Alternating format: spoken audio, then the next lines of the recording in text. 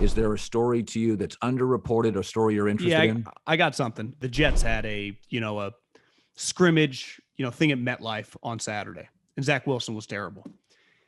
And listen, the media and the fans are just going to react to the media and the mock drafts. So when a guy gets drafted too high or too low, their anger is based on what they've read or what they've seen. And maybe some of these really famous guys, they've watched them play.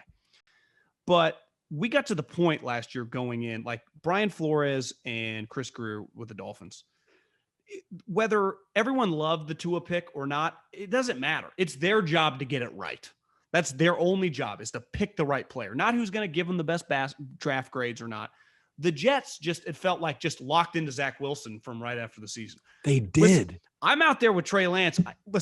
I didn't know that much about him. Like most people at North Dakota State, I'd never seen him play.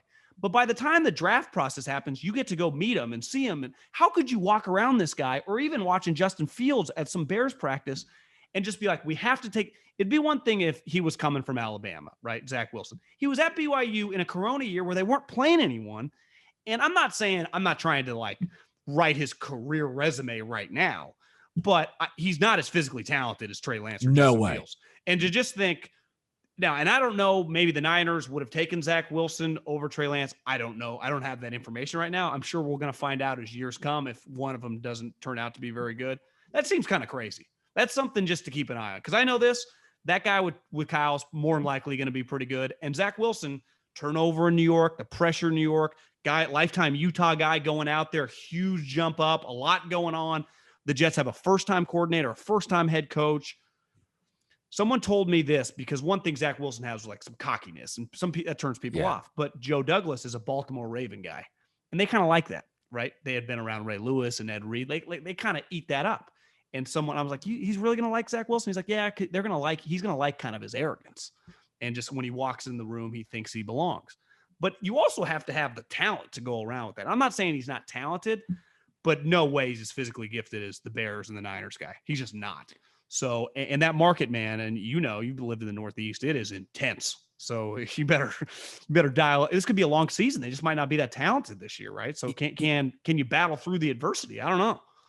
Well, it's not a good ownership group with the Jets. You also have arguably the best defensive coach in league history in Belichick, the best young defensive coach in Sean McDermott, the second best young defensive coach in Brian Flores.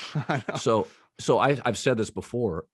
There's nobody, including Tom Brady or Montana, when you talk about the great quarterbacks, there's nobody that had a shitty coach.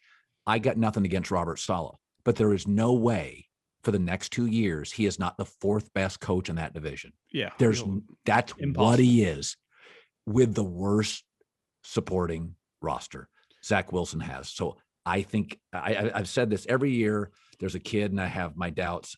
I don't think the Zach Wilson thing's going to work. I don't. Yeah, I think it's going to be very, very difficult. I really do. And again, it's just social media clips. It sure looks like Sam. Like, could they have just rolled with Sam and traded that for a bounty and got a bunch of stuff and kind of built up their team fast? And they had a guy like, what are the chances that Zach Wilson is more talented than Sam Darnold? Well, he's not as big. He's not as strong. And there were reports in the building that I think some of the coaches were like, let's just take this guy and trade. But the GM and the new head coach always want their young guy, buys you a little more time. But that's just one of those situations, Colin. It feels like something to monitor. That's all I'm going to say. Something to monitor.